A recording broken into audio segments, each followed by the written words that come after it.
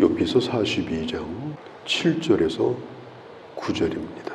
욥기서를 보면 욥의 새 친구들도 여기저기서 들은 말, 또 엘리후도 여기저기서 들은 말, 욥 자신도 자기 말, 그런 말을 하면서 긴 논쟁을 했습니다. 이들의 얘기는 하나님을 아는 지식이 아니고 하나님에 관한 지식, 또 신학, 논리, 그런 것이었습니다.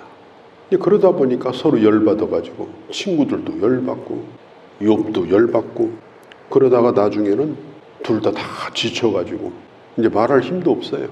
그 둘이 주저앉아가지고 노려보고 있는 그런 상황 가운데 하나님께서 폭풍우 가운데 나타나십니다. 조용하게 나타난 게 아니에요. 폭풍우 가운데. 하나님의 계획이 얼마나 신비로운가, 하나님이 하시는 일이 얼마나 옳은가, 또 하나님은 자신이 하시는 일에 대해서 누구의 간섭을 받지 않고 하나님의 자유대로 하신다는 것, 이걸 욥에게 말씀하여 주십니다. 욥이 깨달았어요. 죄를 지적해가지고 깨닫기도 하지만 욥처럼 지혜로운 사람은 이런 얘기만 해도 자기가 스스로 깨달아요.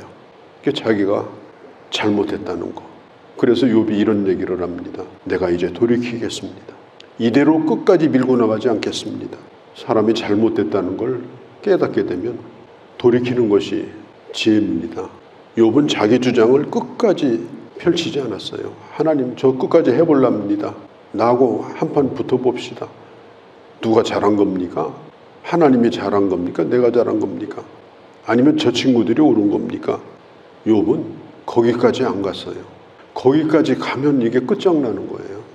정말 욥이 지혜로웠던 것은 내가 이제 돌이킵니다.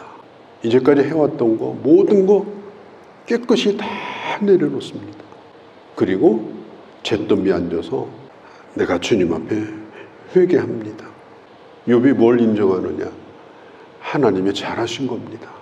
지금 잿더미에 앉아가지고 그런 얘기하기가 쉽지 않아요. 하나님이 잘하신 겁니다. 주님 하시는 일은 옳은 겁니다. 주님 자유대로 하시는 일인데 그걸 못하게 내 말리고 나는 그럴 처지가 안 되는 사람입니다. 모든 걸 다 인정합니다. 이 욥의 회개는 그런 회개예요. 깨끗하게 인정하고 자기 죄인됨을 고백하는 회개. 한두 가지가 아니니까 뭘 잘못했다 말할 수도 없어요. 그냥 하나님 앞에 죄인인 거예요. 하나님이 그 욥의 회개를 받으셨습니다. 이제는 누구 차례냐? 욥의 친구들 차례예요. 욥의 친구들은 얼마나 욥을 괴롭혔습니까? 얼마나 많은 악담을 했습니까? 그걸 다 들을 수가 없어가지고 욥이 너무 괴로우니까 차라리 죽고 싶은 생각도 욥이 한 적이 있거든요. 자기는 그게 아닌데 친구들이라는 사람들이 와서 자기를 그렇게 정죄하니까 너는 지금 받을 일을 받고 있다. 억울해하지 말라. 하나님은 공의의 하나님이다. 이걸 계속 주장하는데 욥이 어떻게 할 수가 없는 거예요. 4대 1이에요. 욥이 아무리 자기 주장을 해도 돌아가면서 하니까 견뎌낼 수가 없습니다. 하나님이 그걸 다 들으셨어요. 욥의 말만 들은 것이 아닙니다. 그 친구들의 말도 하나님이 다 들으신 거예요. 처음부터 끝까지. 그리고 잘못했다는 거예요. 욥에게 너는 잘못했다. 뭘 잘못했느냐? 죄를 지으면 벌을 받는다. 틀린 말 아니에요. 하나님은 공의의 하나님이다. 다 맞는 말이에요. 그 친구들의 말 속에는 하나님의 자비가 없어요. 하나님의 사랑이 없어요. 말로는 몇 마디 한 적이 있지만 흐름으로 볼 때는 그들의 말 속에는 하나님의 용서와 자비가 다 빠져버렸습니다. 옳은 말인데 틀린 말은 아닌데 대단히 부족한 말이에요. 그러니까 그런 경우가 많지 않습니까? 옳은 말인데 왜 그렇게 가슴이 답답한지, 옳은 말을 듣고 있는데 왜 내 속에 분노가 있는지, 옳은 말을 한다는 게 나쁜 건 아니지만 그러나 그것이 반드시 잘하는 일은 아니다. 그걸 우리는 욥의 새 친구들을 통해서 볼 수가 있는 거예요. 우리는 옳은 말을 하고 싶어서 못 견디잖아요. 한마디 해주고 싶어가지고. 공의가 차고 넘치는 거죠. 근데 그 안에는 그 앞에 있는 사람을 정말 사랑하는 마음, 정말 쓰러질 것 같은 그 사람의 그 모습을 보면서 하나님의 그 자비로운 마음, 그런 것들이 우리에게 부족하기 때문에 우리가 올 한 해도 이렇게 살면서 많은 사람들에게 아픔을 주고 힘들게 하고 하나님을 좀 바라볼 수 있게 해줘야 되는데, 죄를 지었어도 주님 바라보게 해야 되는데 그런 구멍을 다 막아버리고 상대방으로 하여금 살고 싶지 않게 만들었던 그런 잘못을 우리도 사실은 나도 모르는 사이에 많이 하고 살지 않았는가. 팔짱을 끼고 지금 인상을 쓰고 이 정도 말했으면 알아들어야지, 우리가 옳은 소리 했잖아, 그러고 있는 친구들에게 주님이 분명히 말씀했습니다. 7절에 내 종 욥의 말처럼 너희 말은 옳지 못했다. 옳은 말을 했는데 옳지 못하대요. 정당하게 말했는데 정당하지 못하대요. 너희 말을 듣고 7절에 보면 내가 화가 났다고 그랬어요. 내 마음에 분노가 생겼다고 했어요. 이걸 보면 이 주님이 친구들끼리 한 얘기인데 주님이 다 들으신 거예요. 사람과의 대화를 하나님이 듣고 계시다. 이걸 우리가 여기서 볼 수가 있는 것입니다. 자비가 없는 공의, 그것은 대단히 무서운 겁니다. 하나님 앞에 갈 수 있는 길을 막아놓고 공의를 주장하는 것은 너 거기서 죽으라, 그것밖에 안 되는 거예요. 길이 없으니까 용서받아야 되는데, 하나님 앞에 가야 되는데. 십자가가 뭡니까? 예수님의 죽음은 하나님의 공의예요. 무서운 거예요. 하나님의 아들도 죽었어요. 인간의 죄라고 하는 것에 대한 하나님의 공의는 예수님의 죽음이에요. 그 아들도 죽이신 거예요. 무시무시한 거예요. 그리고 그 죽음으로 말미암아 사랑을 열어놓으신 거예요. 남을 죽인 게 아니에요. 하나님이 너 대신 죽어라 이렇게 하지 않고 자기 아들을 죽이신 거예요. 누구 데려다 죽인 것도 아니에요. 하나님은 공의를 말씀하실 때 자기 아들을 희생시키고 공의를 말씀하셨어요. 누구 데려다가 한 게 아니에요. 그리고 그 십자가로 내가 너희를 이렇게 사랑한다, 이렇게 말씀한 거예요. 누구를 원망하든지 우리를 정죄해서 죽이겠다든지 그런 얘기도 없으셔요. 우리가 죄인 되었을 때 그 아들을 그렇게 죽게 하신 거예요. 그게 하나님의 공의입니다. 누구를 놓고 옳은 소리 하는 게 공의가 아닌 거예요. 그건 공의하고는 너무너무 거리가 먼 거예요. 그리고 하나님은 내가 너를 사랑한다. 십자가가 있고서야 하나님의 사랑이 드러난 겁니다.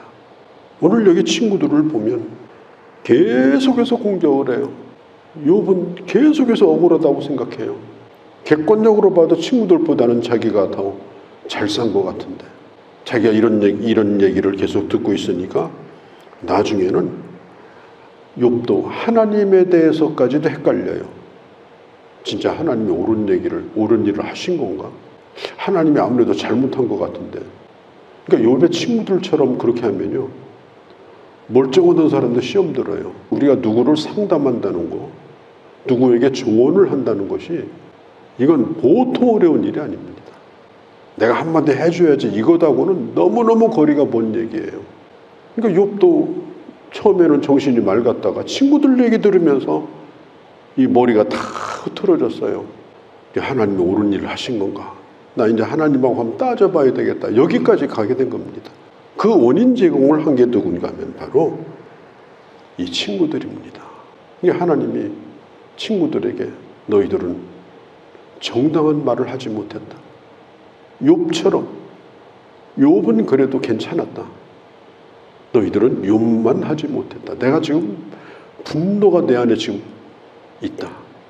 욥의 친구들에 대하여 하나님이 분노하셨다고 그랬어요.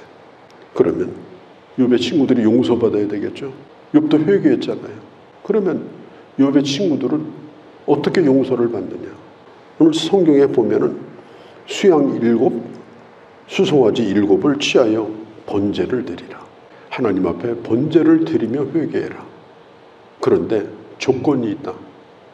뭐냐면 욥에게 가서 너희를 위해서 기도해달라고 요청해라. 하나님 앞에 드리는 번제와 욥의 기도가 있어야 너의 죄를 용서해 주겠다. 하나님께서 회개한 욥에게 그 친구들을 위해서 기도할 수 있는 기회를 주신 거예요. 친구들이 하나님의 용서를 받는데 도와주는 일을 욥더러 하라는 거예요. 이게 쉬운 얘기가 아닙니다. 나하고 관계가 좋고 내가 사랑하고 참 내가 애틋한 마음을 가지고 있는 사람을 위해 중보기도하는 거야. 시키지 않아도 해요. 근데 나를 그렇게 괴롭히고 나를 죽고 싶도록 나를 힘들게 만들었던 사람들, 그런 사람들이 하나님 앞에 정신을 차리고 잘해보려고 하는데 저런 자들은 회개도 하지 말고 그냥 잘못했으면 좋겠다, 이런 앙심 같은 게 있는 거거든요. 그런데 하나님은 그 친구들을 위해서 욥아, 친구들이 너에게 그런 요청을 하면 너는 그들을 위해 기도해야 된다. 이게 쉬운 얘기가 아닙니다. 이건 정말로 어려운 얘기예요. 진심으로 기도하기가 힘든 문제예요. 그러니까 이런 요청을 하는 것도 친구들이 어려워요. 친구들도 욥에게 가서 욥이여 우리를 위해 기도해달라. 하나님이 그렇게 하라고 했다. 잘못했다. 그 말은 뭐예요? 내가 너에게 잘못했다. 그리고 욥이 그 친구들을 위해서 기도할 때 그게 뭐예요? 나도 너희를 용서한다. 나도 너희를 사랑한다. 증보기도라고 하는 것은 진심으로 하나님의 사랑의 마음을 품고 하는 기도가 증보기도입니다.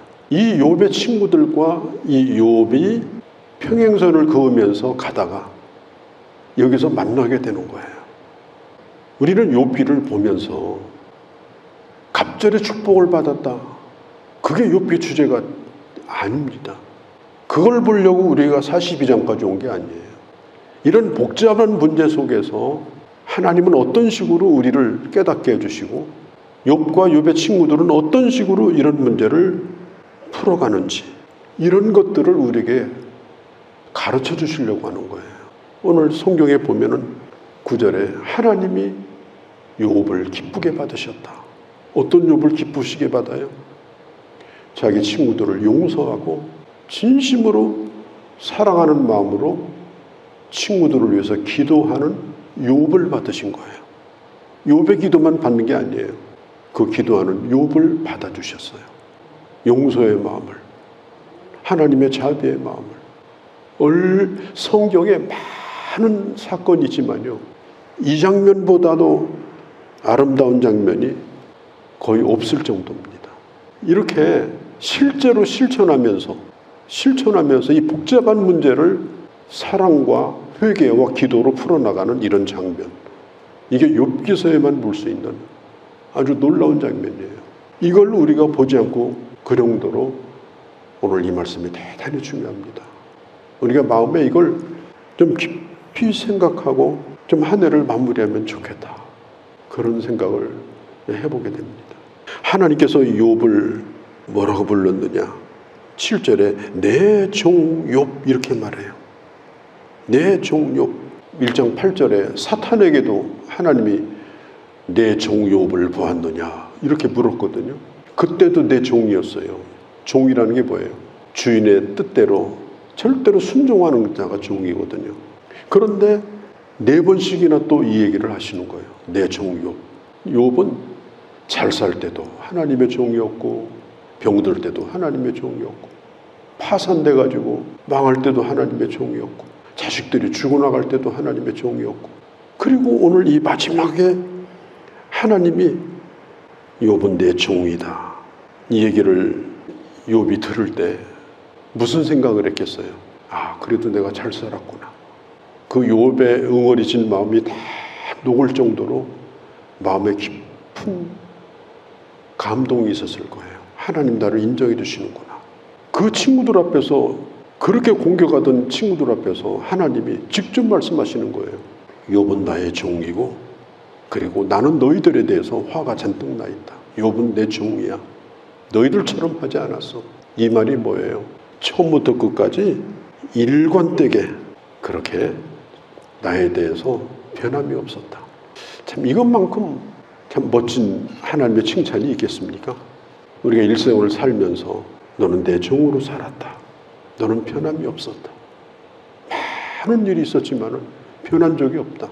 그리고 마지막에 너를 힘들게 했던 자들을 진정으로 용서하고 나의 말대로 그를 위해서 기도하는 그 욥. 그 하나님이 그 욥을 마지막으로 받아 주십니다. 멋있죠, 사실은.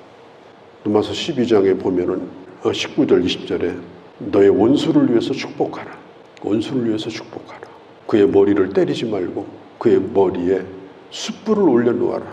그를 축복하면 그의 머리에 하나님의 숯불을 얹어놓는다. 하나님이 그를 알아서 하신다.